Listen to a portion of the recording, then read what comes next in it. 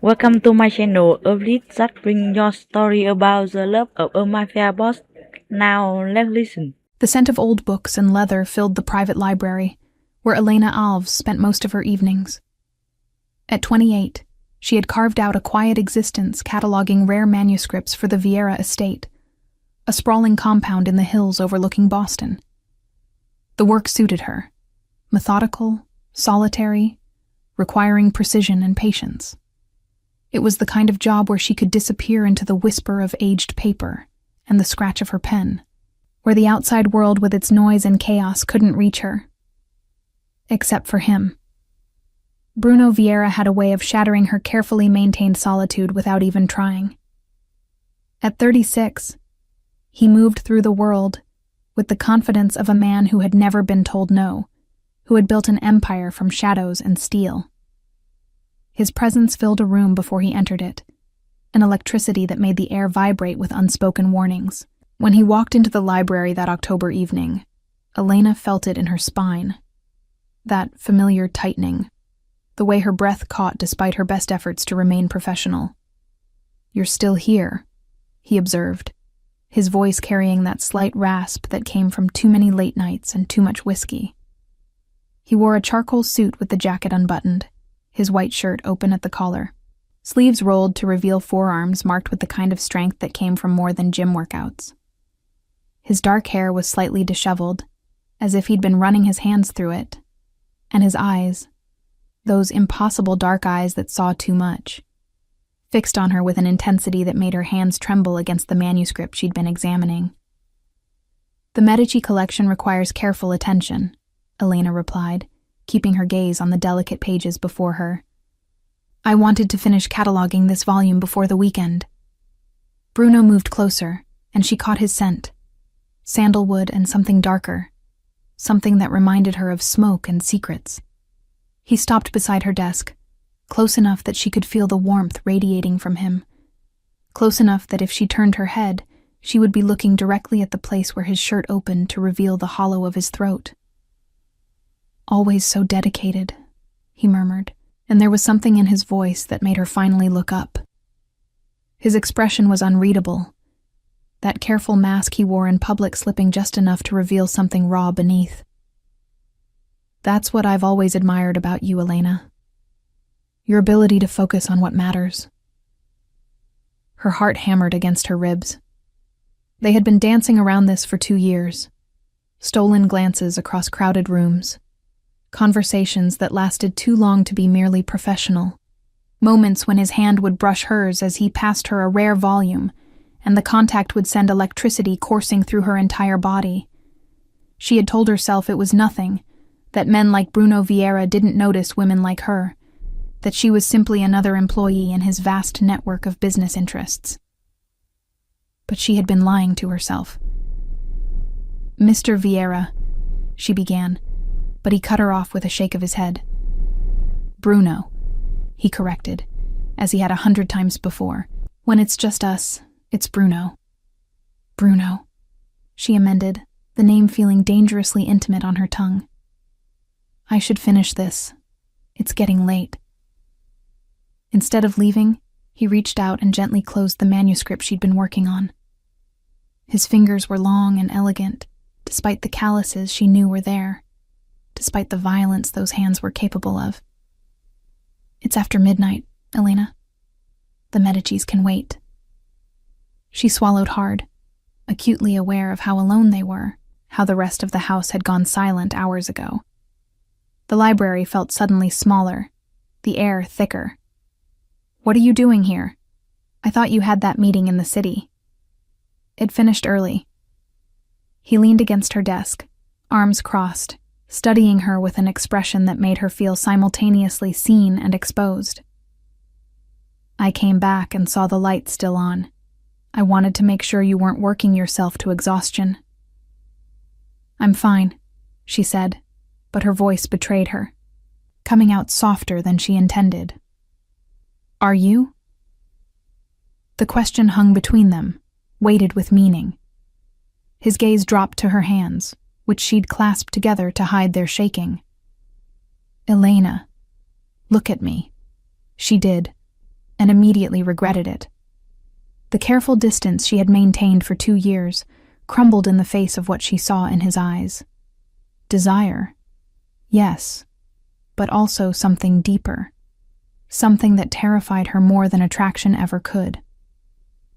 "I can't keep pretending," Bruno said, his voice low and rough, "that you're just my archivist, that I don't notice every time you walk into a room, that I don't find excuses to come to this library just to hear your voice." He pushed off from the desk, moving around it to stand before her chair. "Tell me I'm alone in this. Tell me you feel nothing and I'll leave.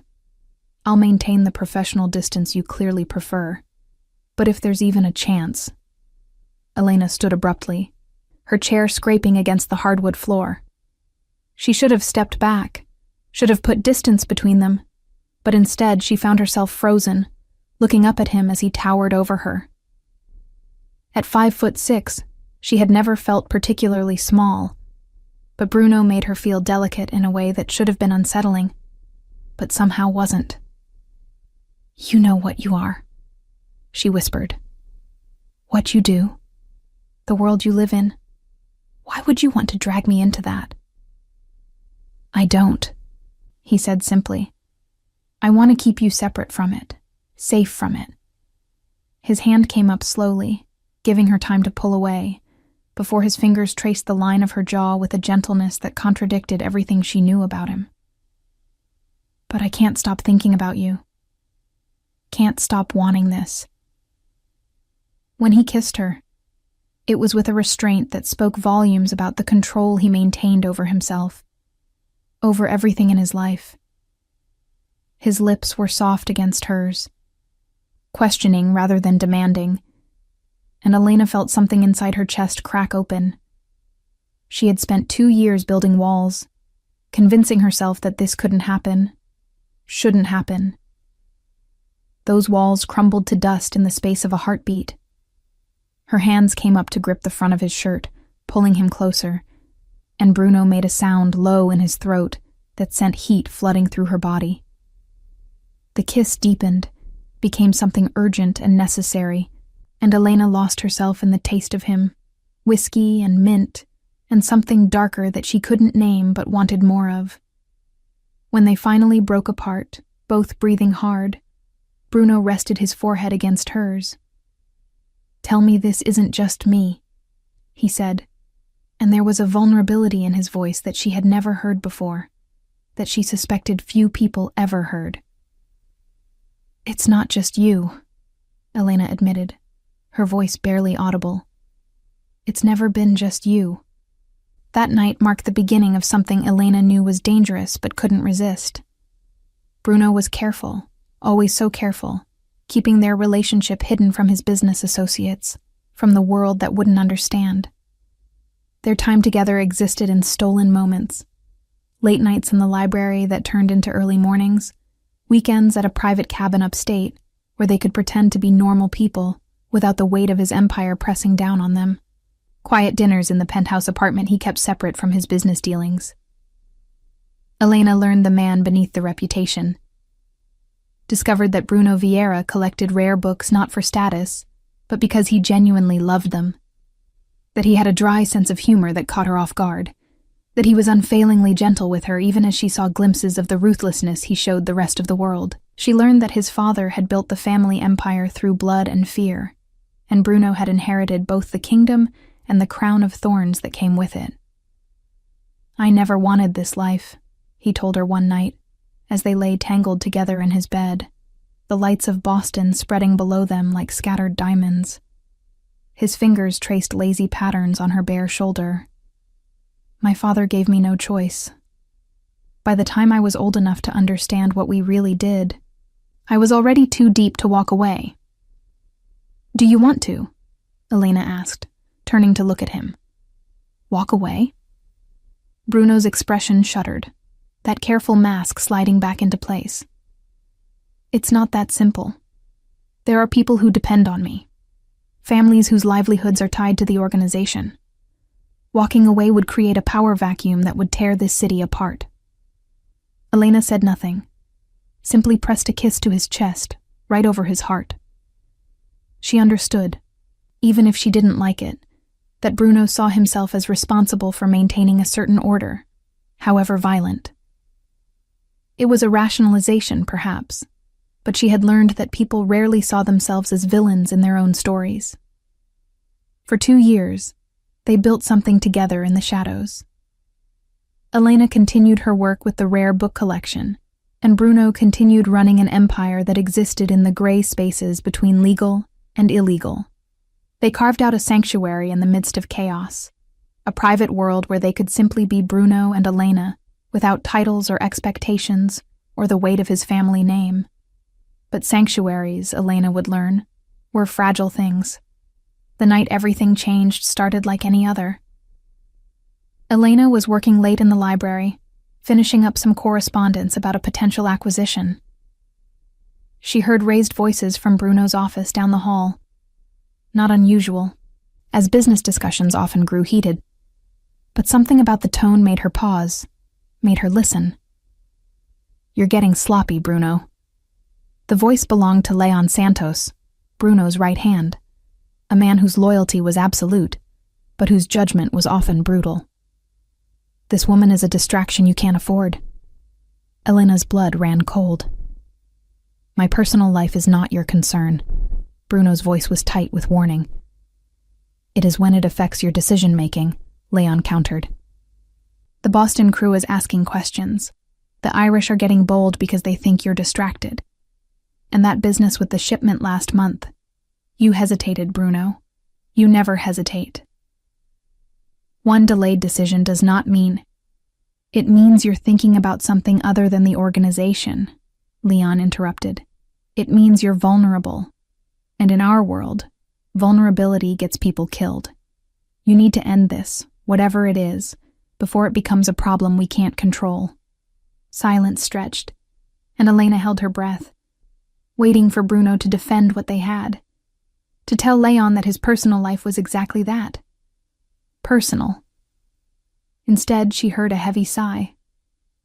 "You're right," Bruno said, and those 2 words felt like a knife between Elena's ribs. "I'll handle it." She didn't wait to hear more. She returned to her desk, hands shaking so badly she could barely hold her pen, and tried to focus on the manuscript before her. But the words blurred together, meaningless, and all she could think about was the resignation in Bruno's voice, the way he had capitulated so quickly to Leon's demands. When Bruno appeared in the library doorway an hour later, Elena already knew what was coming. She could see it in the set of his shoulders, in the careful blankness of his expression. He had put his armor back on, had become once again the man the world saw rather than the one she knew. "We need to talk," he said. And even his voice had changed, gone cold and remote. Elena set down her pen with deliberate care. "I heard." Something flickered in his eyes. Surprise, perhaps, or relief that he wouldn't have to explain.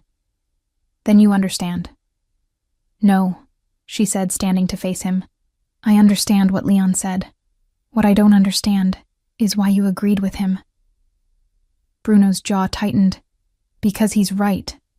This," he gestured between them, "is a liability I can't afford. I've been selfish, keeping you close when I knew it put you at risk. When I knew it put everything at risk. I'm not asking you to choose me over your responsibilities," Elena said, fighting to keep her voice steady. "I've never asked that. You don't have to ask." He took a step closer, then seemed to think better of it and stopped. "Just being near me puts you in danger. The people I deal with, they don't have boundaries, don't respect the line between business and personal. If they knew about you, if they wanted to hurt me, they would use you without hesitation." "Then we're more careful," Elena argued, even though she could see the decision was already made, could see it in every rigid line of his body. No. The word was final, absolute. "This ends tonight. You'll continue your work with the collection, but that's all it will be. Work. Professional, distant. What we had, it's over." Elena felt something crack inside her chest, a clean break that would leave scars. Just like that? 2 years? And you're walking away because Leon told you to?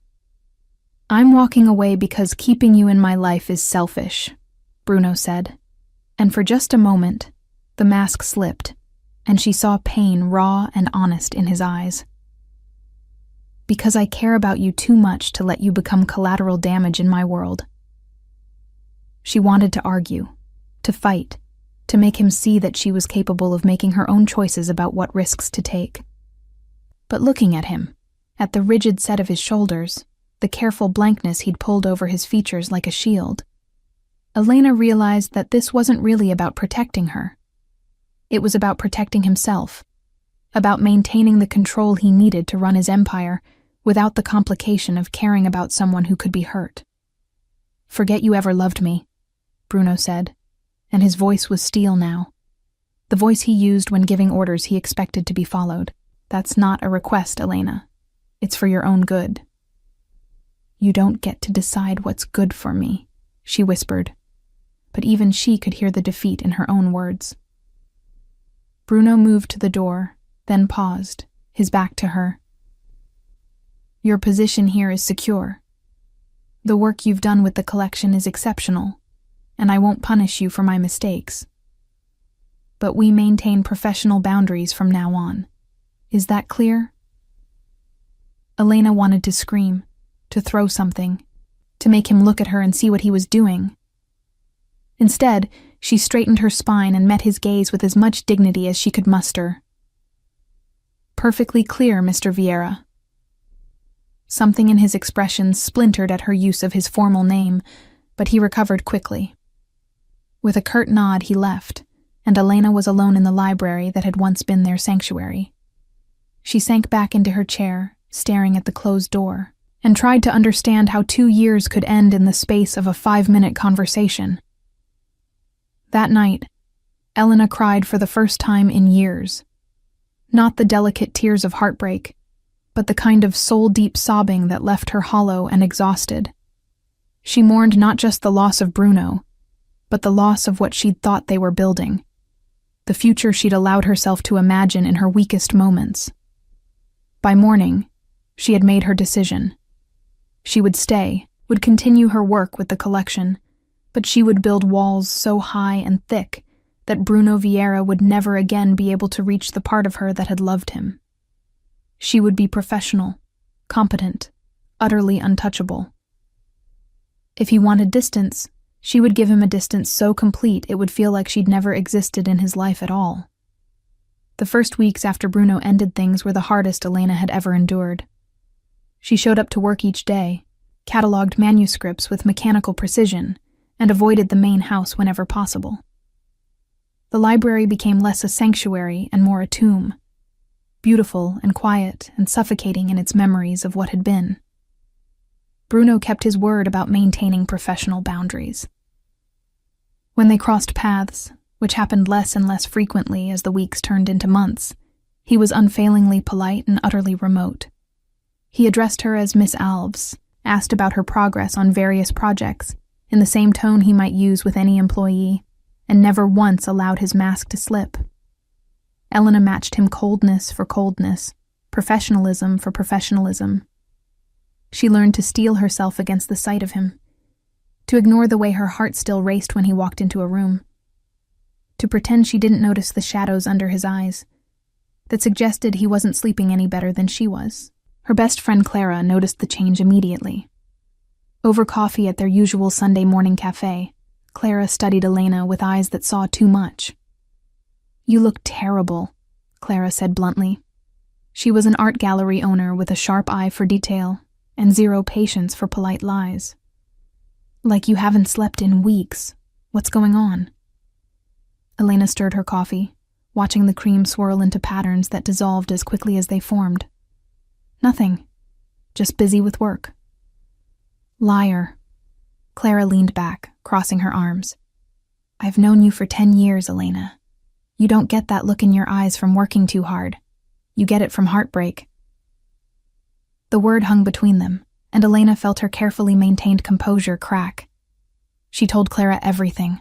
About Bruno. About the 2 years they'd hidden their relationship. About how it had ended with such brutal finality.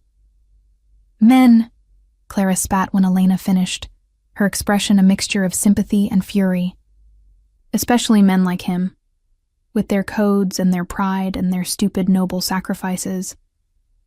He threw away something real because he was afraid. "He said it was to protect me," Elena said quietly. "And you believe that?" Elena considered the question. Did she believe Bruno had ended things to protect her? Yes, in part. But she also believed he'd done it to protect himself, to maintain the iron control he needed over every aspect of his life. Love made people vulnerable, and vulnerability was a luxury Bruno Vieira couldn't afford. "It doesn't matter why," Elena said finally. "It's over. I just need to move on." But moving on proved harder than she'd anticipated. Boston was a city that belonged to the Vieira family in ways both visible and invisible. She saw reminders of Bruno everywhere. In the restaurants that bore his family name, in the social pages where his photograph appeared at charity galas, in the whispered conversations about mob business that she couldn't help overhearing in coffee shops and grocery stores. 6 months after the breakup, Elena made a decision. She would leave the Vieira estate, leave the library and the manuscripts and the ghosts that haunted every room. She began quietly searching for other positions, sending out carefully worded inquiries to private collectors and academic institutions. But every opportunity seemed to evaporate the moment her references were checked. Positions that had seemed promising would suddenly be filled. Interviews would be canceled without explanation. It took Elena 3 frustrating months to realize what was happening. Bruno was blocking her, using his influence to keep her exactly where she was. She confronted him on a cold March afternoon, catching him as he was leaving his office for a meeting in the city. Leon stood nearby, always the shadow, but Elena ignored him, focusing all her attention on Bruno. "We need to talk," she said, keeping her voice level despite the anger simmering beneath her skin. "Privately." Bruno's expression remained carefully neutral. "Miss Alvis, if this is about the collection, it's about the fact that every job I apply for mysteriously disappears," she interrupted, not caring that Leon was listening, not caring who might overhear. "It's about you using your influence to trap me here." Something flickered in Bruno's eyes. Guilt, perhaps, or annoyance at being called out. "I have no idea what you're talking about." "Don't lie to me," Elena said, stepping closer. "I've been doing this work long enough to know when someone's interfering, and the only person with enough reach to blacklist me across multiple institutions is standing right in front of me." Bruno's jaw tightened. "Leon, give us a moment." His second-in-command hesitated, then nodded and moved out of earshot.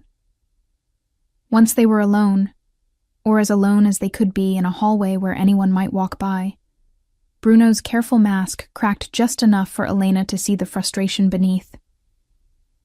"You want to leave," he said flatly. "I need to leave," Elena corrected.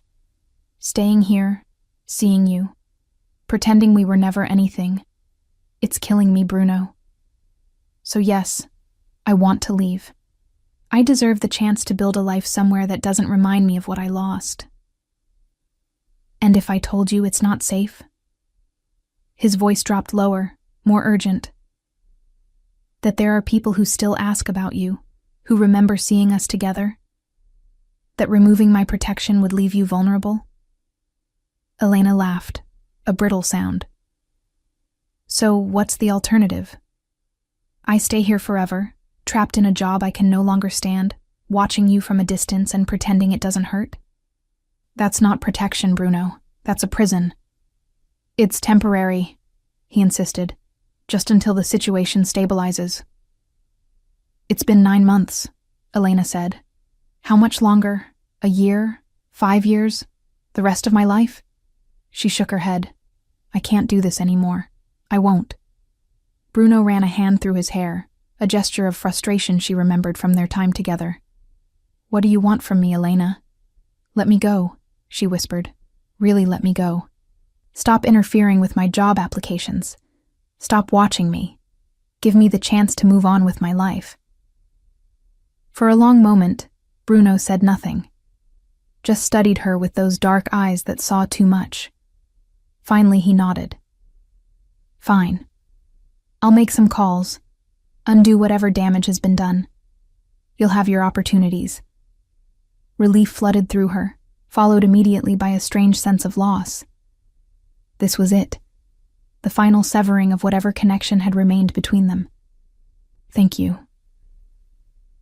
"Elena." He reached out as if to touch her, then let his hand fall.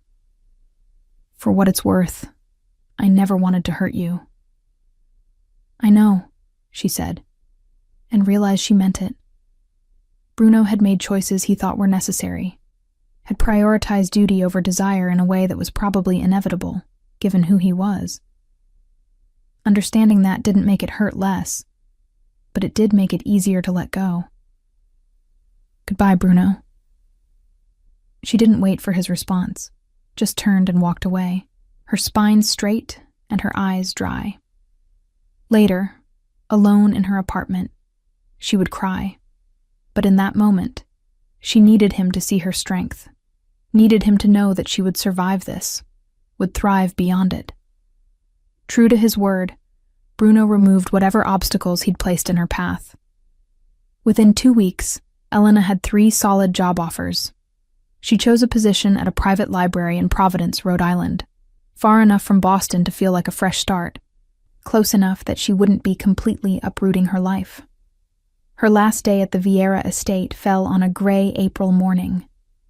Elena packed up her personal belongings from the library, a few books Bruno had given her, photographs of rare manuscripts she'd catalogued, notes from 2 years of meticulous work. The room felt cavernous without her presence in it, and she wondered who would take over the collection, whether they would love these books the way she had. She was loading the last box into her car when Bruno appeared. He wore a black suit, despite the casual hour, and his expression was as carefully blank as it had been for the past 9 months. "I wanted to make sure you had everything you needed," he said, keeping a careful distance between them. Elena closed her trunk, then turned to face him. In the pale morning light, she could see new lines around his eyes, a weariness that hadn't been there before. "I do. Thank you. The Providence Library is lucky to have you," Bruno said. It might have been a simple pleasantry, except for the way his voice caught on the words, a hairline fracture in his composure. "And you'll find another archivist," Elena replied. "Someone without complications."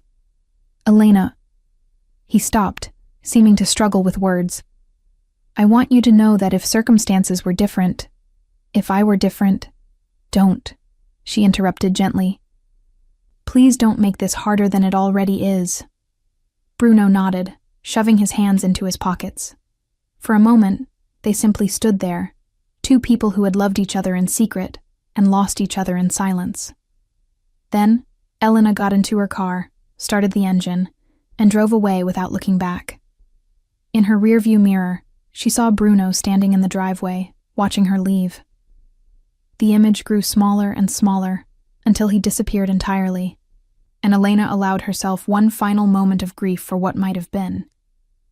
Then she focused on the road ahead, on the future she would build with her own hands, and refused to look back again. Providence welcomed Elena with rain-washed streets and the smell of the ocean. The private library where she'd taken a position was housed in a renovated mansion overlooking the river, its collections spanning 4 centuries of American history. The work was engaging, the staff friendly without being intrusive, and for the first time in months, Elena felt like she could breathe without the weight of memory pressing down on her chest.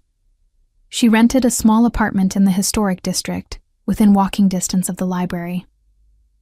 The space was modest, a 1-bedroom with creaking floors and windows that rattled in the wind.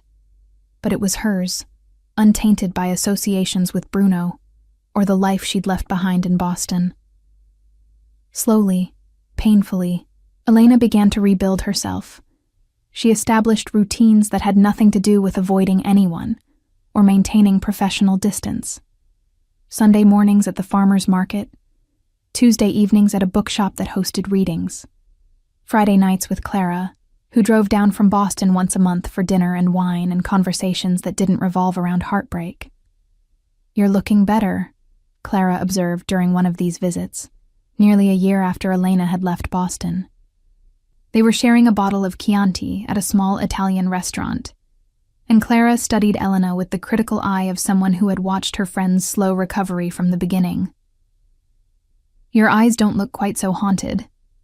Elena smiled, realizing it was true. "I'm getting there. Some days are still hard, but they're fewer now." "Have you heard from him at all?" "No," Elena said, and the word didn't hurt quite as much as it once had. "And I don't expect to. Bruno made his choice." Clara swirled her wine thoughtfully. "You know what I think? I think he's probably miserable without you." "Or he's moved on completely," Elena countered. "You know how he is, compartmentalizes everything. Our relationship was just one box, and he closed it." "Maybe," Clara allowed. "But I've seen the way he looked at you, Elena. That's not something you just turn off." Elena changed the subject, unwilling to spend their limited time together dissecting Bruno's possible emotional state. She'd spent too many nights doing exactly that, imagining him in the penthouse they'd shared on weekends, wondering if he ever thought about her, if he regretted his decision. Those thoughts led nowhere productive, only to the kind of circular pain that kept wounds from healing. As the seasons turned and Elena settled more fully into her new life, she found herself thinking about Bruno less frequently. The sharp edges of grief had worn down to something more like wistful sadness, still there, but no longer cutting her with every breath. She dated occasionally, nothing serious. A professor from Brown University who talked too much about himself. A gallery owner who was charming but ultimately forgettable. A journalist who was interesting until he started asking pointed questions about her time working for the Vieira family. Elena ended that one quickly, unwilling to become someone's source for a story about organized crime. It was during her second year in Providence that Elena met Mario Suarez.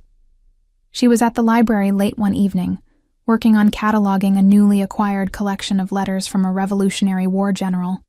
The main doors had been locked for hours, and she was alone except for the security guard making his rounds.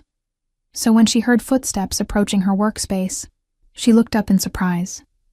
The man standing in the doorway was in his early 40s, with salt and pepper hair and kind eyes that crinkled at the corners when he smiled. He wore a well-tailored suit, but there was something approachable about him, a warmth that put Elena immediately at ease. "I'm sorry to disturb you," he said, his voice carrying a faint accent she couldn't quite place. "The security guard let me in. I'm Mario Suarez, a donor to the library. I wanted to see the Revolutionary War collection before the exhibition opens next month." Elena set down her pen, rising to greet him. "Elena Alves, head archivist. The collection is still being processed, but I'd be happy to show you what we have so far." What began as a professional courtesy evolved into a 2-hour conversation about history, preservation, and the stories contained in old letters. Mario was a widower, Elena learned, his wife having died 3 years earlier from cancer. He had channeled his grief into philanthropy, supporting libraries and museums throughout New England. "My wife loved history," he said at one point, running gentle fingers over the edge of a letter dated 1776. She would have been thrilled to see these preserved and shared with the public. There was no self-pity in his voice, just honest sadness and genuine appreciation for the work Elena was doing. She found herself warming to him, appreciating his thoughtful questions and his clear respect for the materials. "Would you like to have coffee sometime?" Mario asked as he prepared to leave. "I'd love to hear more about your work. And if I'm being honest, I'd also just enjoy the company." Elena hesitated, but something about Mario's straightforward kindness made her say yes. They met for coffee the following Saturday at a cafe near the waterfront. The conversation flowed easily, touching on books and travel and the small details that made up daily life. Mario didn't ask intrusive questions about her past, didn't push for information she wasn't ready to share. Their second coffee date led to dinner, which led to walks along the river, which gradually evolved into something that felt like the beginning of a relationship. Mario was patient, never rushing her, always giving Elena space to move at her own pace. He had a successful import business. Legitimate, she was relieved to learn, with no shadows or secrets lurking beneath the surface. "I like you, Elena," Mario told her one evening, as they stood on the pedestrian bridge watching the sunset paint the river in shades of gold and crimson. "I like the way you talk about books like they're old friends. I like your laugh. I like that you don't need me to fill every silence." He turned to look at her, his expression open and honest. "I know you've been hurt before. I don't need to know the details. I just want you to know that I'm not in a rush. We can take this as slowly as you need." Elena looked at this kind, patient man who had appeared in her life without demands or complications, and felt something shift in her chest. Not the overwhelming rush of feeling she'd experienced with Bruno, but something gentler, something that felt like it might be sustainable. "I'd like that," she said softly. Taking it slow sounds perfect. As their relationship deepened over the following months, Elena found herself opening up in ways she hadn't expected. She told Mario about Bruno, not everything, but enough, that she'd been in love with someone who couldn't give her what she needed, that the ending had been painful but necessary, that she'd moved to Providence to escape the memories. Mario listened without judgment, without trying to fix or analyze. "We all have pasts," he said simply. "What matters is who we choose to be going forward." It was this quality, this ability to accept without needing to possess, to care without needing to control, that made Elena fall for Mario Suarez. Not with the desperate intensity she'd felt for Bruno, but with a steady warmth that felt like coming home after a long journey through cold and dark. When Mario asked her to marry him, on a crisp October evening during their third autumn together, Elena said yes without hesitation. She loved this man who had shown her that relationships could be built on honesty and respect, who had never asked her to be anyone other than who she was. They planned a simple wedding, a ceremony at a small historic church in Providence, followed by a reception at a restaurant overlooking the harbor. Clara would be her maid of honor. Mario's business partner Fabio would serve as best man. No massive guest list, no elaborate production, just a celebration of two people who had found each other after loss. "Are you happy?" Clara asked during a fitting for bridesmaid dresses, studying Elena's reflection in the mirror. "Really, truly happy?" Elena considered the question, running her hands over the ivory silk of her wedding gown. Was she happy? Yes, she realized. Maybe not in the wild, all-consuming way she'd been happy with Bruno, but in a quieter, more sustainable way. Mario made her laugh. He respected her work. He never made her feel like she was a liability or a distraction. With him, she could simply be Elena, without the weight of secrets and shadows. "Yes," she told Clara. "I really am." The morning of her wedding dawned clear and bright, one of those perfect New England autumn days where the air smelled of fallen leaves and wood smoke. Elena dressed carefully in her simple gown, let Clara style her hair in a loose updo, and tried to ignore the flutter of nerves in her stomach. "You look beautiful," Clara said, stepping back to admire her work. "Mario's going to lose his mind when he sees you." Elena smiled at her reflection, seeing a woman who had survived heartbreak and built a new life. A woman who was ready to move forward, to commit to a future that didn't involve hiding or pretending or living in fear of the other shoe dropping. She was ready. She was happy. She was going to marry a good man who loved her, and if a small part of her heart still belonged to someone else, well, that was something she'd learned to live with. some losses you didn't recover from. You just learned to carry them. The church was small and beautiful, filled with late afternoon light that slanted through stained glass windows. Elena stood in the vestibule, her arm linked through Clara's, waiting for the music to begin. Through the partially open doors, she could see Mario standing at the altar, looking nervous and excited and everything a groom should be. The music started, a string quartet playing Pachelbel's canon, and the doors swung fully open. Elena took a deep breath, preparing to walk down the aisle toward her future. Then she saw him. Bruno Vieira stood in the back pew, and the sight of him hit Elena like a physical blow. He wore a dark suit, his hair slightly longer than she remembered, and his expression was completely unreadable. But his eyes, those dark eyes she'd tried so hard to forget, were fixed on her with an intensity that made the rest of the church fade into background noise. For a moment that felt like an eternity, Elena froze, her carefully constructed composure threatening to shatter. What was he doing here? How had he even known about the wedding? Then her training, her pride, her determination not to let him affect her anymore, kicked in. She straightened her spine, lifted her chin, and began walking down the aisle. Not to Bruno, not to the past, but toward Mario, toward the future she'd chosen for herself. As she passed Bruno's pew, Elena allowed herself one brief glance in his direction. Their eyes met, held for a heartbeat, and she saw something raw and broken in his expression. Too late, she thought. You're too late.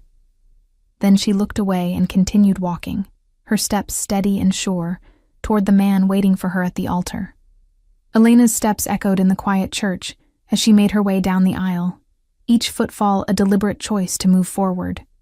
She could feel Bruno's gaze burning into her back, could sense the tension radiating from where he stood, but she refused to falter, refused to give him the satisfaction of knowing that his presence had shaken her. Mario's face as she approached was everything good and honest, joy and love, and a hint of relieved laughter that she'd actually appeared, that this was really happening. When she reached him and placed her hand in his fingers were warm and steady, grounding her in the present moment.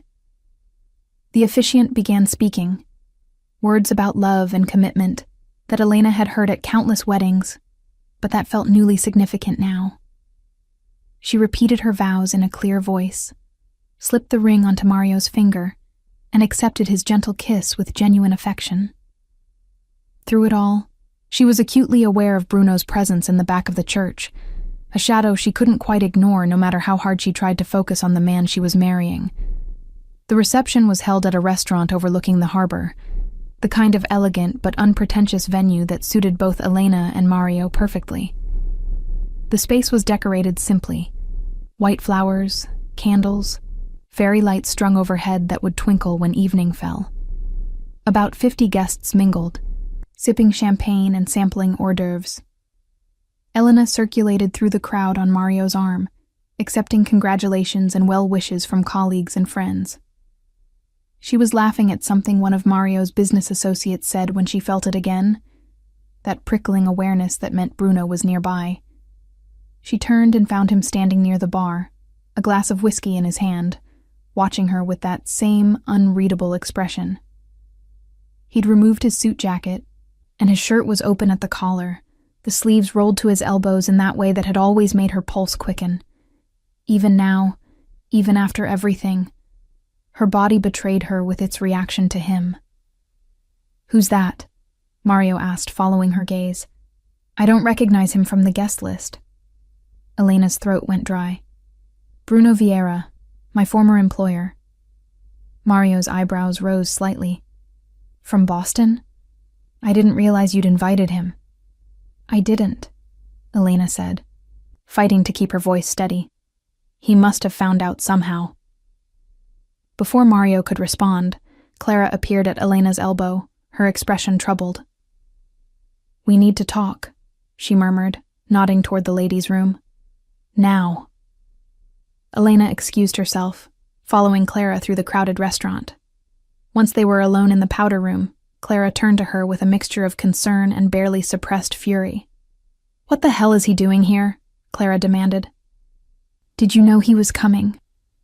"Of course not," Elena said, gripping the edge of the marble sink. "I don't know how he even found out about the wedding." Clara's expression softened slightly. "Are you okay? Do you want me to have him thrown out?" "Because I will. I'll cause a scene if necessary." "No," Elena said quickly.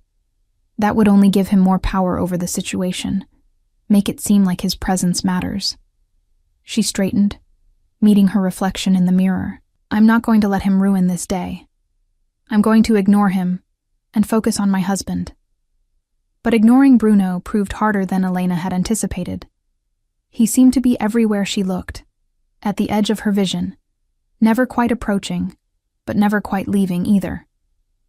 It was a psychological game, she realized, his presence a constant reminder of what they'd been, what she'd tried to leave behind. During dinner, Elena forced herself to focus on Mario's conversation with the couple seated across from them, to laugh at the best man's speech, to eat the expensive food that tasted like ash in her mouth. She was acutely aware of Bruno seated at a table near the back, barely touching his meal, his attention fixed on her with an intensity that made her skin prickle. "Elena," Mario said quietly, leaning close so only she could hear. "You don't have to pretend with me. If you need to leave, if this is too much—" "No," she interrupted, placing her hand over his. "I'm sorry. I'm here. I'm present. He doesn't get to take this away from us." Mario studied her face for a long moment, then nodded. "Okay. But if you change your mind, we can slip out the back. Start our honeymoon early." He smiled, trying to lighten the mood. "I hear St. Lucia is beautiful this time of year." Elena returned his smile, grateful for his understanding, for the fact that he wasn't demanding explanations or making accusations. This was what she had with Mario: peace, understanding, the ability to simply be without constant drama and danger. After dinner came the first dance. As Mario led her onto the floor and the quartet began playing their chosen song, Elena finally allowed herself to relax into the moment. Mario wasn't a particularly graceful dancer, but he was confident enough not to care, spinning her gently and making her laugh when he missed a step. "Thank you," she murmured against his shoulder. "For what?" "For being exactly who you are." Other couples joined them on the floor, and Elena let the music and movement wash over her, finding a kind of peace in the simple joy of the celebration. She was married. She had built a new life, found a good man, created a future that didn't involve shadows and secrets. When the song ended, Mario was pulled away by his business partner for what was supposedly an urgent phone call. Elena made her way to the bar to get a glass of water, needing a moment to collect herself. "Congratulations." The voice came from directly behind her, and Elena didn't need to turn around to know who it was. She closed her eyes briefly, steeling herself, then turned to face Bruno Vieira for the first time in 3 years. Up close, she could see the changes in him. New lines around his eyes, a hardness to his jaw that hadn't been there before, and something haunted in his gaze that made her chest ache despite her best efforts to remain unmoved. "Thank you," she said, her voice cool and professional. "Though I don't recall you being on the guest list." "I wasn't," Bruno admitted. "I heard about the wedding through mutual acquaintances. I wanted to see for myself." "See what?" "That you were really happy, really moving on." Elena lifted her chin, refusing to let him see how much his presence affected her. "And what's your verdict?" Bruno's gaze traveled over her, the simple elegance of her wedding dress, the glow of happiness she'd been working so hard to maintain, the ring on her finger that proclaimed her belonging to someone else. When his eyes met hers again, she saw something crack in his carefully maintained composure. "He seems like a good man," Bruno said quietly. "Safe, uncomplicated, everything I'm not. Yes, Elena agreed, her voice steady despite the way her heart was racing. That's exactly what he is. And you love him? The question hung between them, loaded with meaning.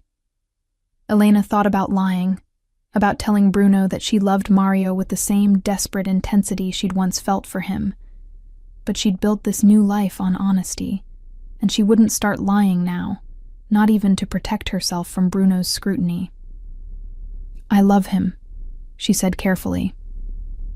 Maybe not in the wild, consuming way I loved you, but in a way that's sustainable. That doesn't leave me feeling like I'm constantly walking on the edge of a cliff. He makes me happy, Bruno. He makes me feel safe. Something flickered in Bruno's eyes. Pain, perhaps, or regret. I should have fought for you, he said, his voice rough. I should have told Leon and everyone else to go to hell. Should have found a way to keep you without keeping you in danger. But you didn't, Elena replied simply. You made your choice.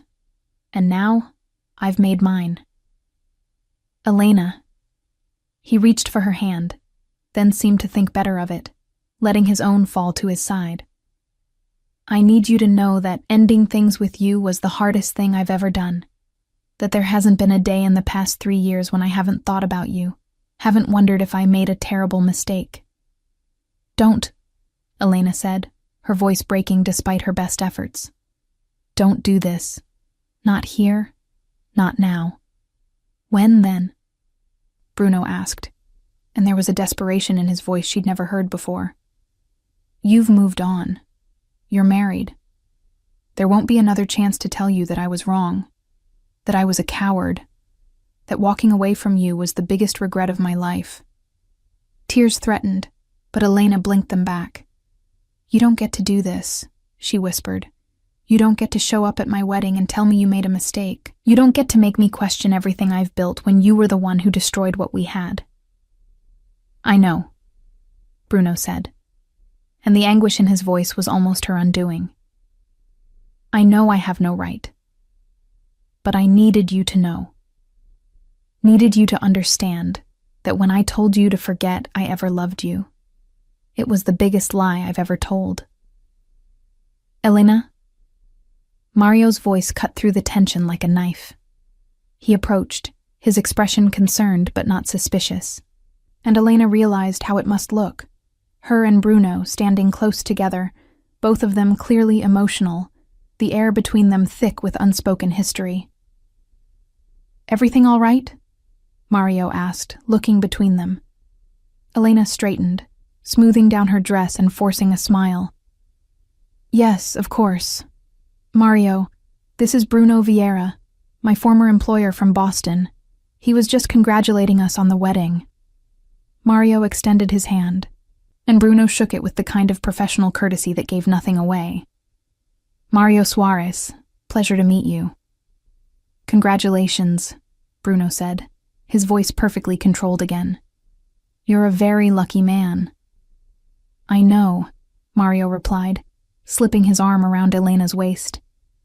The gesture was protective without being possessive, a subtle claim that Elena belonged with him now.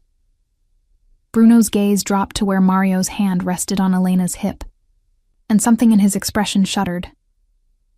I should go. I've intruded long enough. He looked at Elena one last time, and she saw everything he wasn't saying in his eyes. Apology, regret, love that had come too late to matter. Goodbye, Elena, he said softly. Goodbye, Bruno. She watched him walk away, threading through the crowd of wedding guests toward the exit. With each step he took, Elena felt something loosen in her chest. Not grief, exactly, but a kind of bittersweet release. This was closure, she realized. The final ending to a story that had been left incomplete for too long. Are you sure you're okay? Mario asked, his voice gentle with concern. Elena turned to look at her husband, her kind, patient husband, who had given her space to heal, who had never demanded more than she could give. who loved her without conditions or complications. "I am," she said, and realized it was true. "I really am." The rest of the reception passed in a blur of well wishes and dancing and the kind of joy that comes from celebrating something real and good. When Elena and Mario finally left for their honeymoon, driving away from the restaurant in a car decorated with ribbons and trailing cans, Elena looked back only once. The restaurant was lit up against the darkening sky, full of people laughing and celebrating, and somewhere in that light and warmth was the ghost of what she'd once had with Bruno. Beautiful and intense, and ultimately unsustainable. She turned back to face forward, to the future she'd chosen, and didn't look back again. The honeymoon in St. Lucia was everything Elena needed. Lazy mornings in bed, long walks on pristine beaches, dinners overlooking the ocean as the sun painted the sky in shades of fire. Mario was attentive without being smothering, adventurous without being reckless, and Elena found herself falling more deeply in love with him with each passing day. On their fourth night, as they sat on their private balcony watching the stars emerge, Mario took her hand. "Can I ask you something? About him?" Elena tensed slightly but nodded. They'd been avoiding the topic of Bruno since the wedding, circling around it like a wound too tender to touch. "Do you still love him?" The question was asked without accusation, just honest curiosity. Elena considered lying, then remembered her commitment to building this marriage on truth. "Part of me always will," she said quietly, "not in a way that threatens what we have. But he was my first real love, and that leaves a mark." She turned to look at Mario, needing him to understand. "But what I feel for Bruno is in the past. What I feel for you is present and future. Does that make sense?" Mario was quiet for a long moment, then squeezed her hand gently. "Perfect sense. We all carry ghosts, Elena. What matters is that we don't let them haunt our present." The wisdom in his words, the complete absence of jealousy or possessiveness, reminded Elena why she'd said yes to this man. He understood that love wasn't about erasing someone's past, but about building a future strong enough to withstand it. They returned from their honeymoon to Providence, and the life Elena had built there. She went back to work at the library, threw herself into a new acquisition project, and settled into married life with surprising ease. Mario traveled frequently for business, but when he was home, they fell into comfortable rhythms. Dinner together when possible, quiet evenings reading in companionable silence, weekend trips to explore New England. 6 months into their marriage, at a gallery opening in Boston that Clara had invited them to, Elena ran into Leon Santos.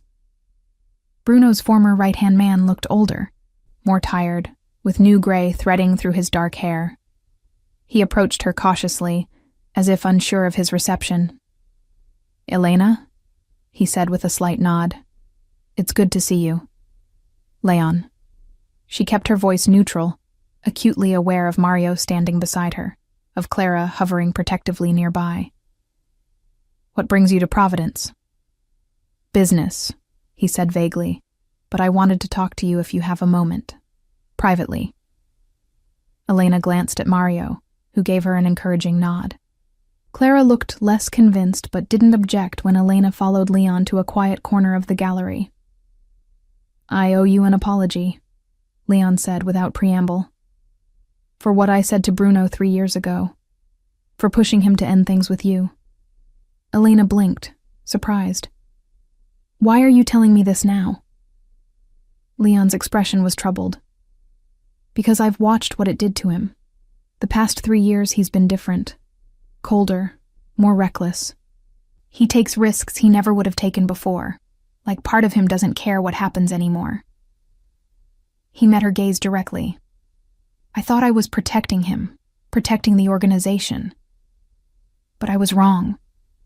You made him better, Elena. You made him human." "Leon." "I'm not asking you to do anything," he interrupted. "You're married. You've moved on, and that's good. You deserve happiness. I just wanted you to know that what I did, It haunts me, and it's destroying him. Elena felt something twist in her chest.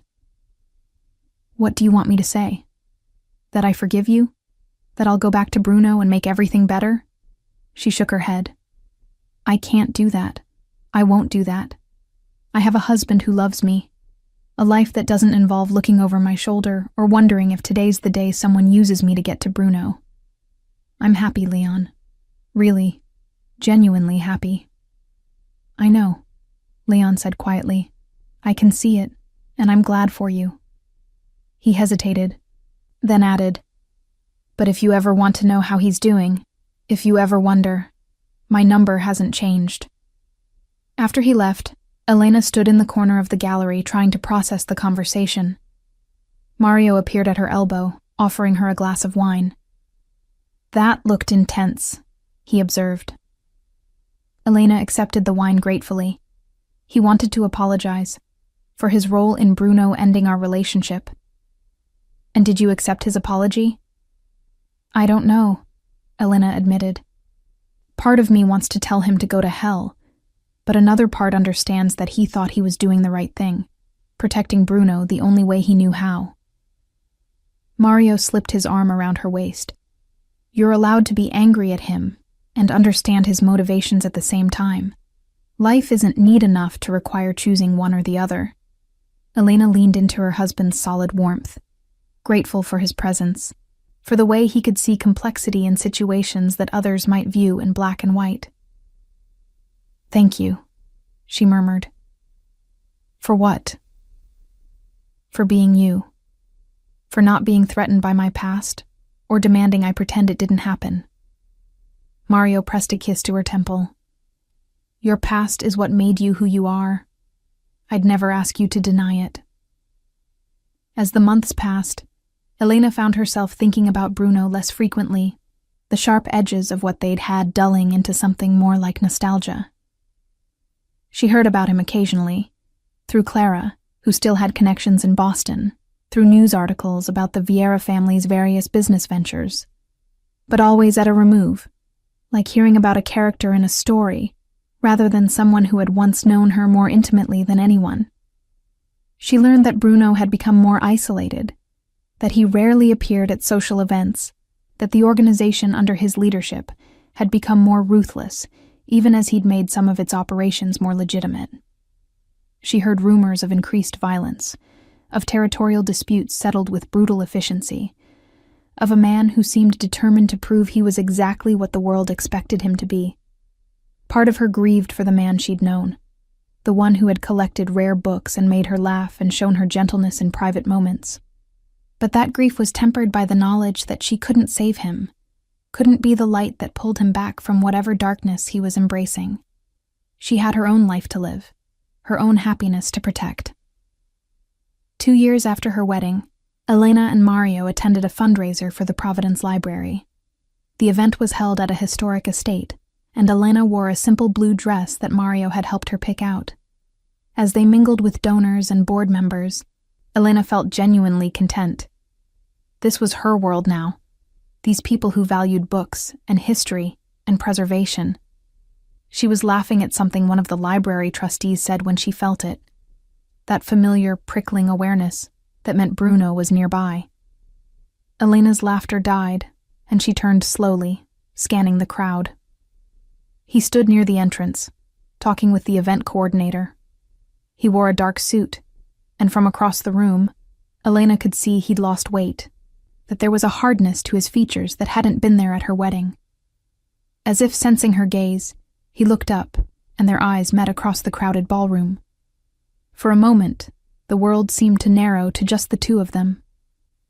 Elena saw recognition in his eyes, saw something that might have been longing or regret, but she also saw resignation, an acceptance that they existed in different worlds now, that whatever they'd had was truly over.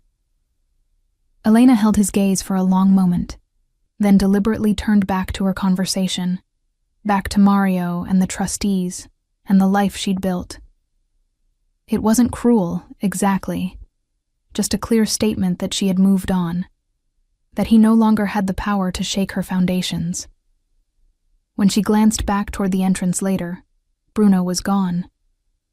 "Was that him?" Mario asked quietly, having noticed the brief exchange. "Yes," Elena said, "but he left." "Good," Mario replied, not with jealousy, but with simple satisfaction that Elena's past wasn't going to intrude on her present. As the evening continued, Elena felt lighter somehow, as if that brief exchange had been another kind of closure. She had seen Bruno, had felt only a distant echo of what she'd once felt for him, and had turned back to her present without hesitation. That was growth, she realized. That was healing. The final ghost had been laid to rest. 3 years after Elena's wedding, Clara called with news that sent ripples through Elena's carefully constructed piece. "Bruno's getting married," Clara said without preamble, "to some socialite from a connected family. It's all over the Boston social pages." Elena was in her office at the library, surrounded by books that needed cataloging. She set down her pen carefully, processing this information. "That's good," she said finally. "He deserves to be happy." "Do you mean that?" Clara asked, skepticism evident in her voice. Elena considered the question honestly. Did she mean it? Yes, she realized with some surprise. Whatever complicated feelings she'd once had for Bruno Vieira had transformed over the past years into something more like distant goodwill. She wanted him to find what she'd found with Mario: peace, companionship, a reason to be better than the world expected. "I do mean it," Elena said. "He spent 3 years apparently making himself miserable. Maybe this will change that." Clara was quiet for a moment. "You're really over him, aren't you?" "I really am." It was true. Elena had built a good life in Providence. She and Mario were talking about starting a family, about buying a house with enough space for children and a library. She loved her work, loved the community she'd become part of, loved the quiet stability of a marriage built on mutual respect rather than desperate passion. Bruno belonged to a different chapter of her life, one that had closed completely. Several months later, Elena received an unexpected invitation to a symposium on rare book preservation being held in Boston. The event was sponsored by several prominent families, including the Vieiras. Elena's expertise with colonial-era manuscripts had apparently caught the attention of the organizing committee. "You don't have to go," Mario said when she showed him the invitation. "If it's too uncomfortable being back in Boston, around his world." "It's a professional opportunity," Elena interrupted gently. "And I'm not afraid of seeing Bruno anymore. That part of my life is over." Mario studied her face, then nodded. "Then you should go. I'll come with you. Make a weekend of it." The symposium was held at a prestigious private club in downtown Boston. Elena presented her research on preservation techniques for water-damaged manuscripts, fielded questions from colleagues, and networked with other archivists and historians. She was in her element, completely absorbed in discussing her work, when she sensed that familiar presence. Bruno stood near the back of the conference room, and beside him was a tall, elegant woman with perfect posture and a diamond engagement ring that caught the light. His fiancée Osaie, Elena assumed. They made a striking couple, both polished and powerful, the kind of pairing that made sense in his world. When Elena's presentation concluded and people began mingling, Bruno approached with his fiancée CDE on his arm. "Elena," he said, his voice carefully neutral. "Excellent presentation. Your work with the colonial manuscripts is impressive." "Thank you," Elena replied, matching his professional tone. Up close, she could see that marriage or the prospect of it had softened some of the hardness she'd noticed at the Providence fundraiser. He looked healthier, more settled. "This is my fiancée 1CCE, Isabella Romano," Bruno continued. "Isabella, Elena Alves, formerly my head archivist." Isabella extended a perfectly manicured hand, her smile polite but assessing. "It's lovely to meet you. Bruno speaks very highly of your work with his collection." "The pleasure is mine," Elena said, shaking her hand. Congratulations on your engagement. Thank you. Isabella's gaze flickered between Elena and Bruno, and Elena saw the moment she recognized that there was history here, something unspoken, but significant. To Isabella's credit, she didn't become territorial or cold. Instead, she simply moved slightly closer to Bruno, a subtle claim that he belonged to her now. Bruno's hand came to rest at the small of her back, a gesture Elena remembered well. And she felt nothing. No jealousy, no regret, just a distant acknowledgement that he had found someone to fill the space she'd left. I should get back to my husband, Elena said, nodding toward where Mario stood talking with another presenter. But it was good to see you, Bruno. I'm glad you're doing well. You too, Bruno said, and there was a finality in his voice that matched the feeling in Elena's chest. Be happy, Elena. I am, she said simply. I really am. As she walked back to Mario, Elena felt the last thread connecting her to Bruno Vieira finally snap. Not with pain or drama, but with a quiet sense of completion. They had loved each other once, had hurt each other, had gone their separate ways. Now they were both moving forward with different people, different lives. The story was over. Mario slipped his arm around her waist as she reached him. You okay? Perfect, Elena said, leaning into his warmth. Ready to go get dinner? They left the symposium hand in hand, and Elena didn't look back. 4 months later, on a crisp spring morning, Elena stood in her bathroom staring at a positive pregnancy test. Joy and terror warred in her chest as she processed what this meant. She and Mario were going to have a baby, were going to become parents, were going to expand their quiet, stable life to include someone new. She told Mario that evening over dinner, and his reaction was everything she could have hoped for. Pure, uncomplicated joy. He swept her into his arms, laughing and crying at the same time, already making plans for nurseries and baby names, and how they would balance work and parenting. As her pregnancy progressed, and Elena's body changed to accommodate new life, she found herself reflecting on the journey that had brought her here. The heartbreak with Bruno that had nearly destroyed her. The slow rebuilding in Providence. Meeting Mario and learning to love again. Differently but just as deeply. The gradual healing that had allowed her to see Bruno at various events without her world tilting off its axis. She had survived what she'd thought would kill her, had built something beautiful from the wreckage, had learned that there were different kinds of love and different kinds of happiness. On the day their daughter was born, as Elena held the tiny, perfect human she and Mario had created, she felt a completeness she'd never experienced before. This was her family. Mario, their daughter Clara, named after her best friend, and whatever other children might come. This was her happiness, earned through pain and patience, and the courage to try again after devastating loss. If she thought of Bruno at all in those early days of new motherhood, it was only to feel grateful that their story had ended when it did. She couldn't imagine this life, this beautiful, messy, joyful life, if she'd stayed in Boston, trapped between love and fear, waiting for a man who could never fully commit. She had chosen herself, had chosen the possibility of something better, and the universe had rewarded that choice. Years passed. Clara grew from infant to toddler, to a bright, curious child who loved books as much as her mother. Mario's business continued to thrive, and Elena eventually took a position teaching archival studies at Brown University, finding joy in passing her knowledge to the next generation. She heard about Bruno occasionally, through news articles, through Clara's continued connections in Boston. He had married Isabella, had a son, had successfully transitioned more of the Vieira empire into legitimate business. By all accounts, he was happy, or as happy as a man with his history could be. Elena was glad for him, in the distant way you're glad when someone you once cared for finds their path.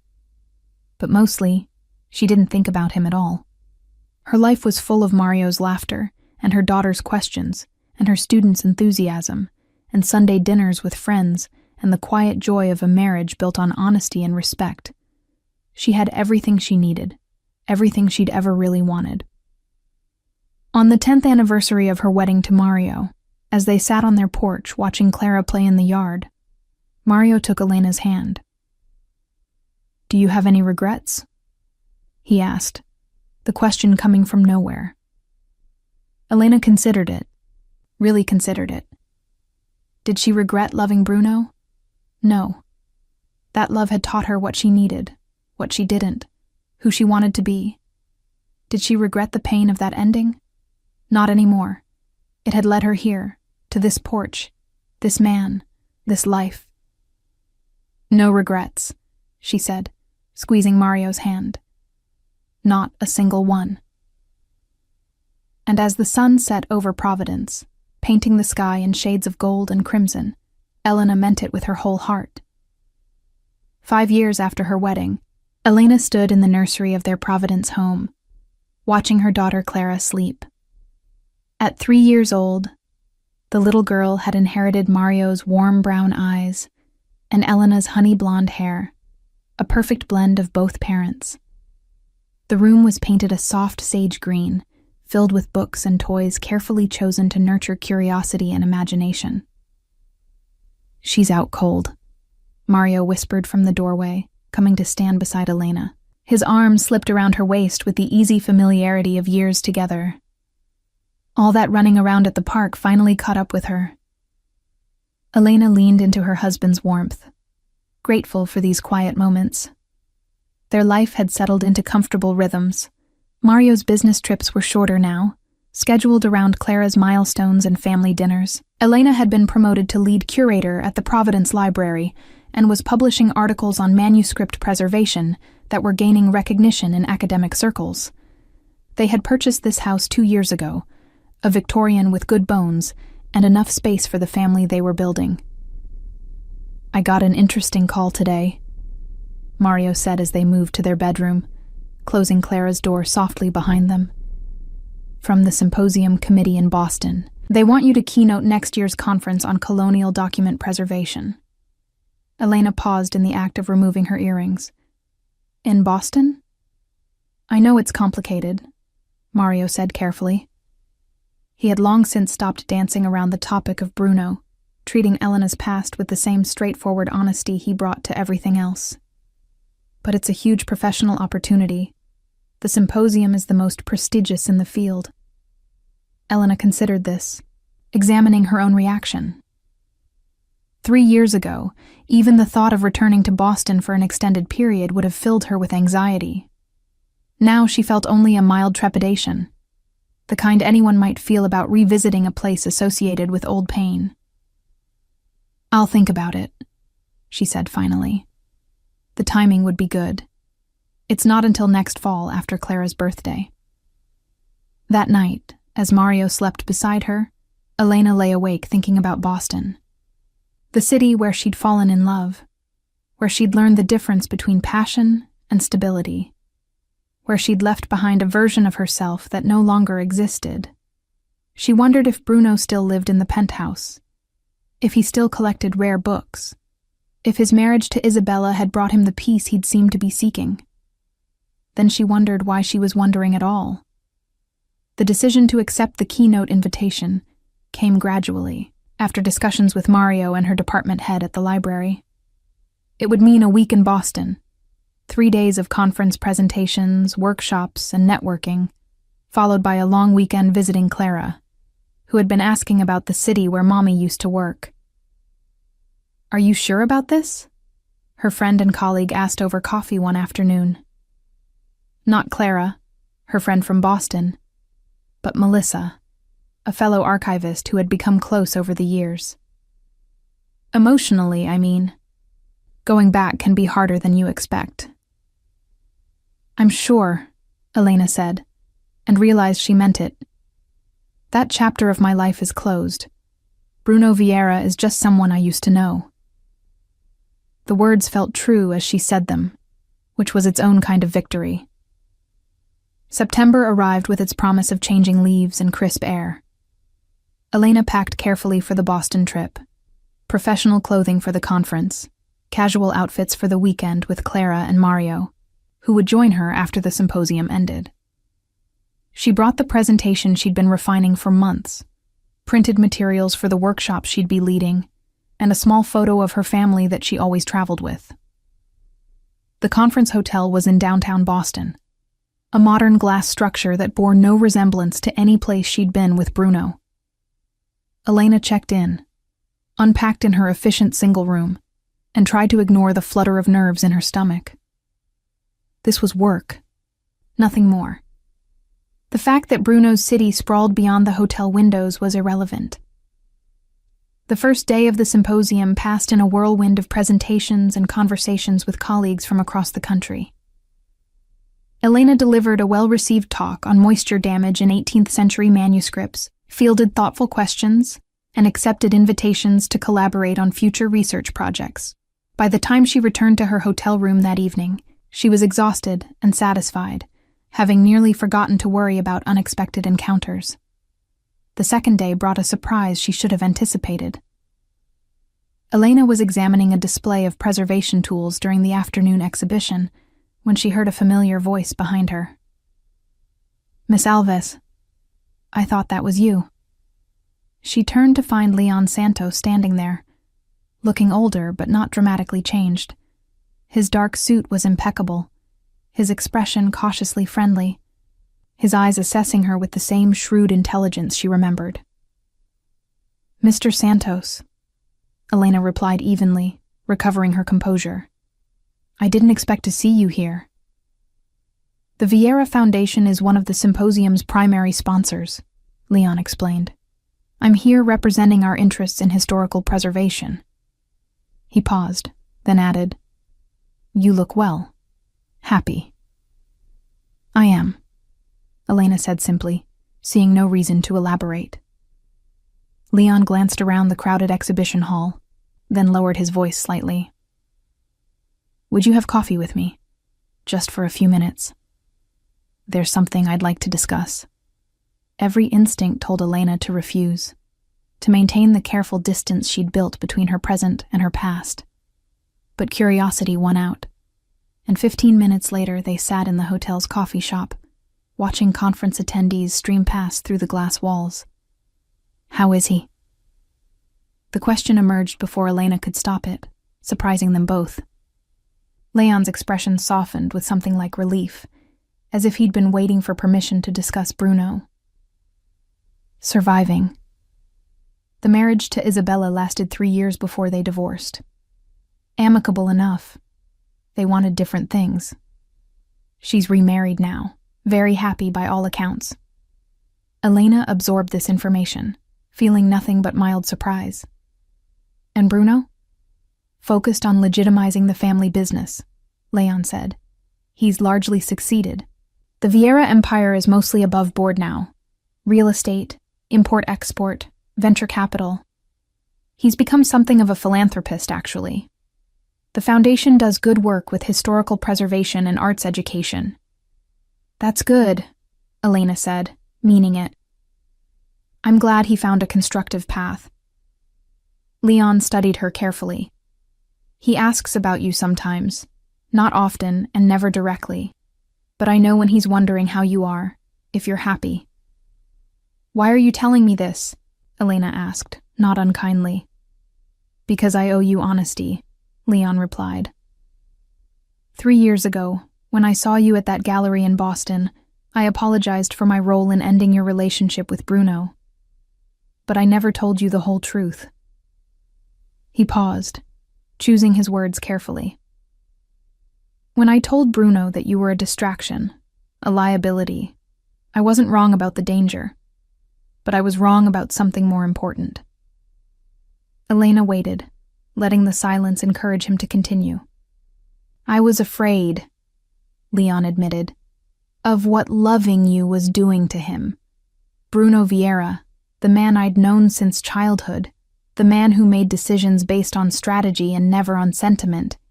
He was changing, making choices based on what would make you happy rather than what would strengthen his position. And I thought that made him weak.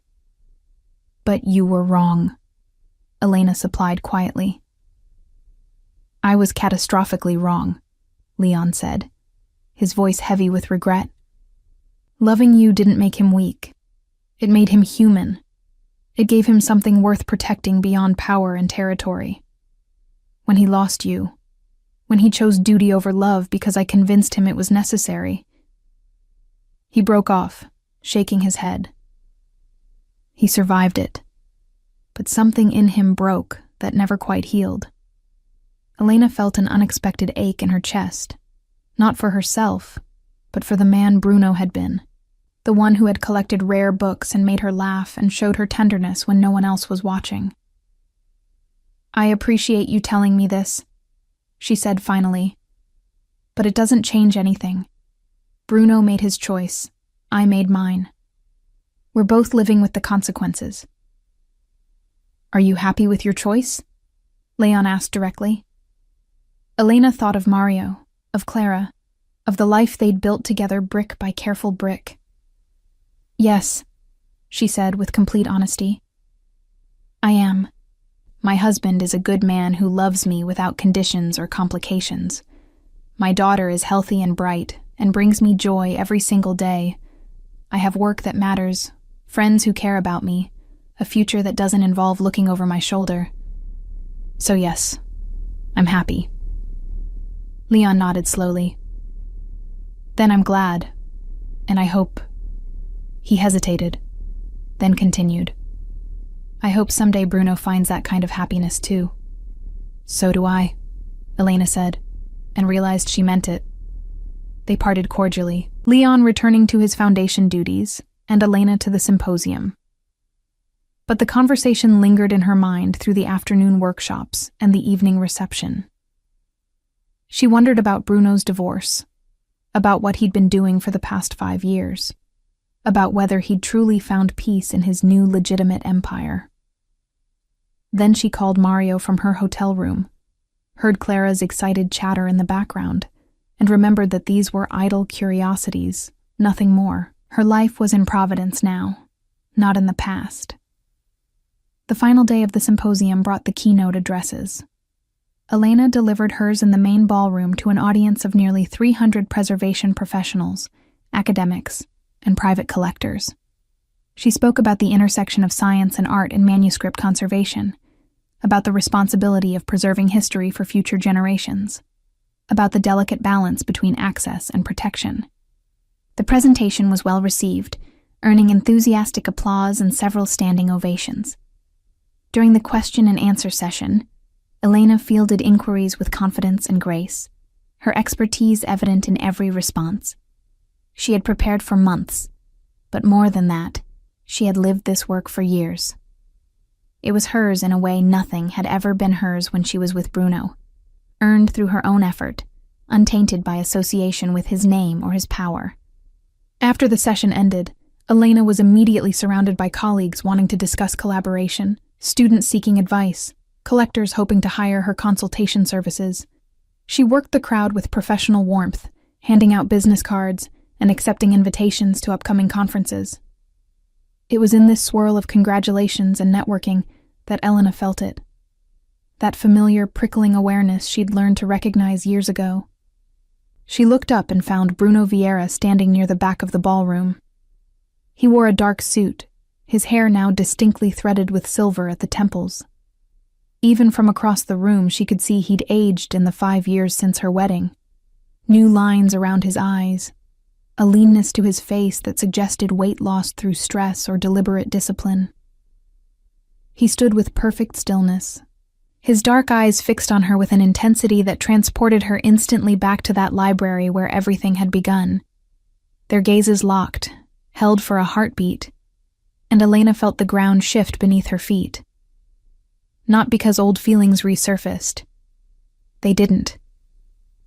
But because she suddenly understood with perfect clarity that some connections, once forged, never completely sever. They might fade, might transform into something unrecognizable, but they never entirely disappear. Then someone asked her another question, and Elena turned back to the conversation, deliberately choosing to focus on her present rather than her past. When she looked toward the back of the ballroom again several minutes later, Bruno was gone. That evening, as Elena packed her conference materials and prepared for Mario and Clara's arrival the next day, her phone rang with an unknown Boston number. "Hello? Elena." Bruno's voice was exactly as she remembered, that slight rasp, the careful control, the undercurrent of something deeper. "I'm sorry to call unexpectedly. I got your number from the conference directory. I hope that's all right." Elena sat on the edge of her hotel bed, processing the surreality of this moment. "It's fine. What can I do for you?" "Your keynote was exceptional," Bruno said. "The work you're doing, the research you've published, it's brilliant. You've become exactly what you were meant to be."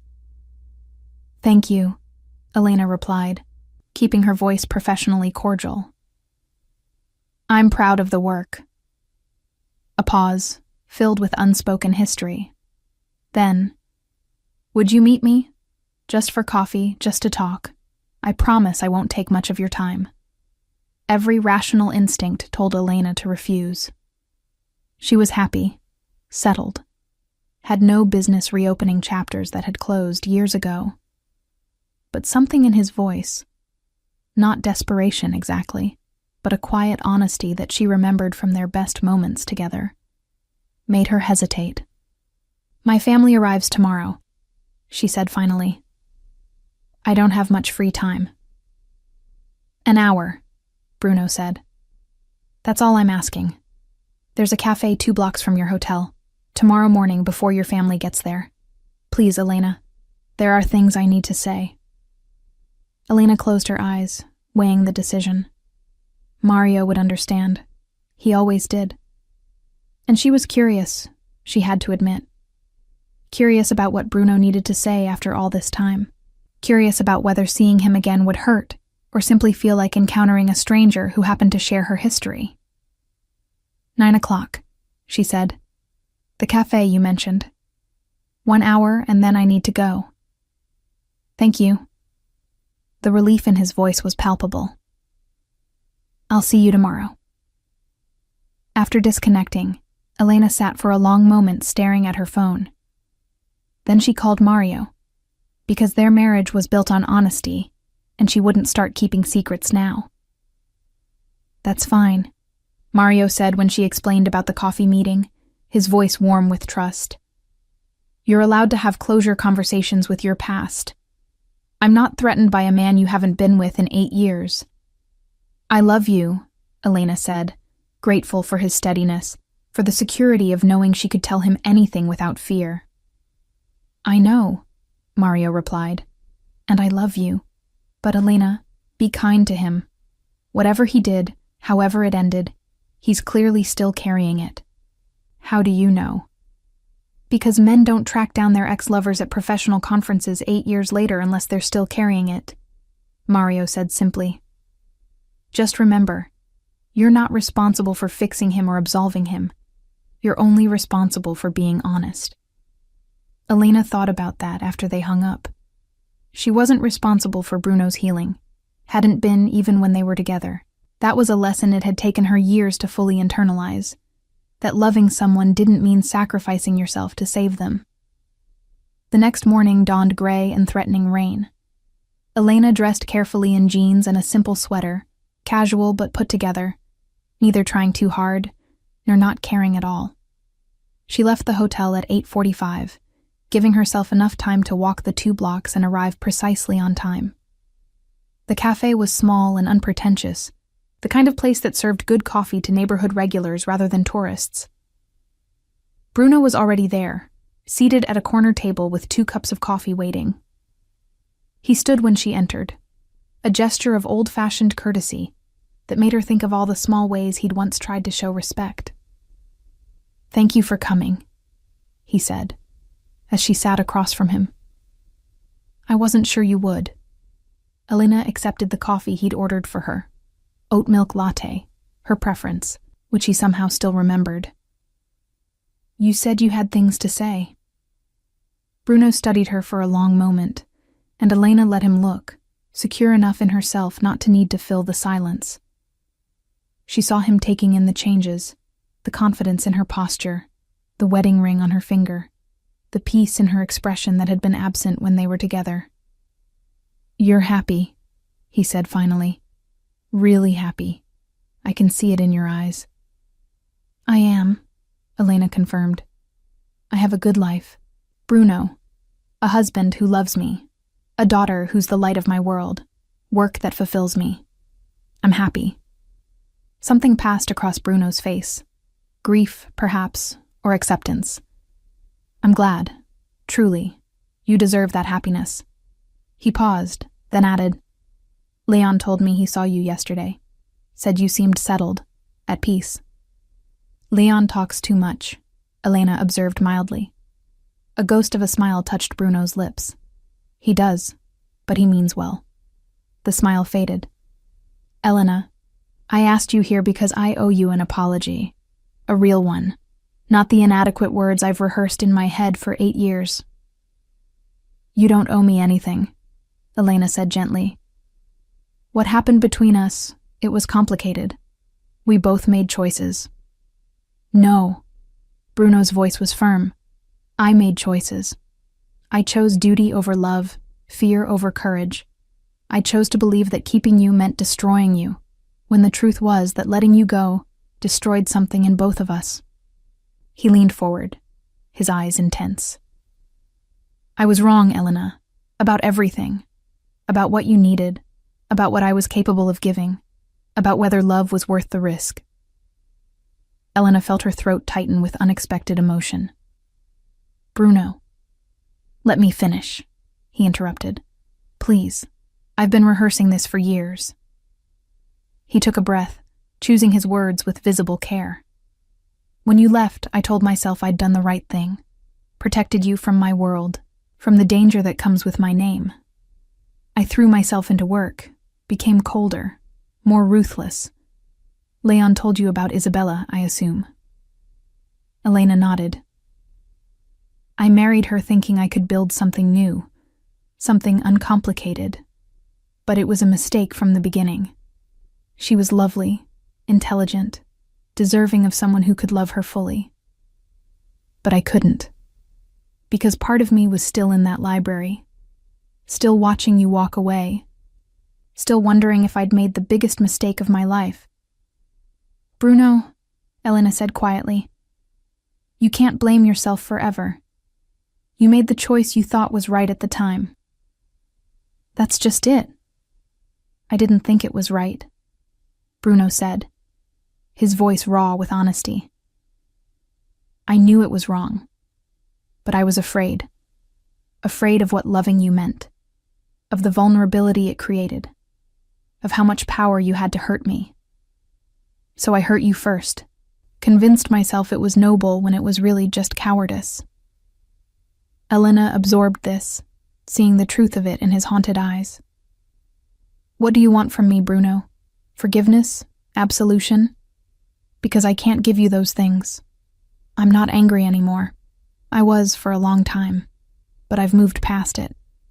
But I can't absolve you of your choices any more than I can change what happened." "I know," Bruno said. "I'm not asking for forgiveness. I'm asking for you to know the truth, that ending things with you wasn't about protecting you.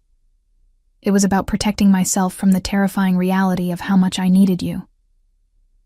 He ran a hand through his silver-threaded hair. "And I want you to know that I'm glad you're happy. Genuinely, deeply glad. Your husband is a lucky man, and I hope he knows it." "He does," Elena said softly. They sat in silence for a moment, the weight of 8 years settling between them.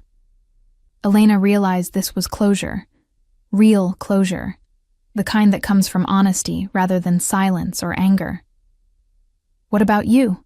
she asked. "Leon said you're doing well with the business transformation, but are you happy?" Bruno considered the question seriously. "I'm at peace," he said finally. "Which isn't quite the same thing as happy, but it's more than I had when you left. The business is legitimate now, or as legitimate as something built on my family's foundation can be. I've made amends where I could. I sleep better at night." "That's good," Elena said, meaning it. "I'm glad you found a path forward." "Elena." Bruno hesitated, then continued. "When I saw you at your wedding, saw how you looked at your husband, I realized I'd never seen that expression on your face when you looked at me. Not love, exactly, but peace, trust. The security of knowing someone wouldn't ask you to be anything other than who you are." Elena thought about this, about the difference between what she'd had with Bruno and what she had with Mario. "We were intense," she acknowledged. "Maybe too intense to be sustainable. What I have with Mario, it's quieter, but it's real, and it's built on foundations that won't crumble." "He's a good man," Bruno said. "I looked into him after your wedding, not to interfere," he added quickly, seeing her expression. "Just to make sure you were safe, that he was what he seemed." Elena should have been angry at this invasion of her privacy, but she found she couldn't muster the energy. "And your verdict?" "That he loves you the way you deserve to be loved," Bruno said simply. "Without conditions, without shadows. I'm glad you found that." Elena glanced at her watch. They'd been talking for nearly an hour, and Mario and Clara would be arriving at the hotel soon. "I need to go," she said, gathering her purse. "My family is waiting." Bruno stood when she did, years of ingrained courtesy overriding the informal setting. "Thank you for meeting me, for listening." "Take care of yourself, Bruno," Elena said, and she meant it with her whole heart. "Find someone who makes you happy. You deserve that too." She turned to leave, but his voice stopped her one final time. "Elena?" She looked back. "For what it's worth," Bruno said, his voice carrying 8 years of regret and hard-won wisdom. "You were the best thing that ever happened to me. Even though I couldn't hold on to it, even though I let fear win, knowing you, loving you, it changed me in ways that probably saved my life. So thank you. For 2 years of being seen, of being loved for who I was rather than what I could do or control. Thank you for that gift." Elena felt tears prick her eyes for the first time since sitting down. "You're welcome," she whispered. "And Bruno, you gave me gifts too. You taught me what I needed, what I didn't, what I deserved. Without you, I wouldn't have recognized it when I found it." She left then, stepping out into the gray Boston morning with tears on her cheeks and a lightness in her chest she hadn't expected. The conversation had been painful but necessary, a final closing of doors that had remained cracked open for too long. By the time she reached her hotel, the tears had stopped, and she felt strangely cleansed. She had seen Bruno, had heard his apology, had offered her own kind of closure. And it had changed nothing about her love for Mario, or her commitment to her family, which was exactly how it should be. Mario and Clara arrived an hour later, her daughter rushing into Elena's arms with excited stories about the train ride. Mario caught her eye over Clara's head, asking a silent question, and Elena nodded. "I'm fine. We're fine." That afternoon, they visited the Boston Children's Museum, where Clara delighted in the interactive exhibits and Mario indulged her every whim. Elena watched her husband and daughter together and felt a rush of gratitude for this life, these people, this love that required nothing of her except that she show up honestly. On their last evening in Boston, as they walked through the public garden with Clara running ahead to chase ducks, Mario took Elena's hand. "How was it?" he asked. "Seeing him?" Elena thought about the question, about Bruno's apology and her own sense of closure. "Sad," she said finally, "but necessary. He needed to say what he said, and I needed to hear it. But it didn't change anything important. You're still my husband. This is still my life. He's still just someone I used to know." Mario squeezed her hand. "Good. I'm not the jealous type, but I'd be lying if I said I wasn't a little concerned. You never have to be concerned, Elena assured him. What Bruno and I had, it was real, and it mattered. But it ended for good reasons. What we have is built on better foundations. They watched Clara splash in puddles, her laughter carrying across the park. Elena thought about different kinds of love, about passion versus peace, about the choices that shape our lives. She had loved Bruno Vieira with desperate intensity, had learned from that love, and had survived its ending. She loved Mario Suarez with steady warmth, built a family with him, created a future that didn't involve fear or shadows. Both loves were real. Both mattered. But only one was sustainable. Only one allowed her to be fully herself, without reservation or hesitation. As they left Boston the next day, Elena looked out the train window at the city receding behind them. Somewhere in that sprawl of buildings and history, Bruno was living his life, carrying his regrets, finding his own path to peace. She wished him well, truly and completely. Then she turned back to her daughter's coloring book, to her husband's crossword puzzle, to the ordinary beauty of a Sunday afternoon with her family, and didn't look back again. The past was finally, completely, irrevocably past. And Elena Suarez, no longer Alves, no longer defined by what she'd lost, but by what she'd built, was finally, completely free.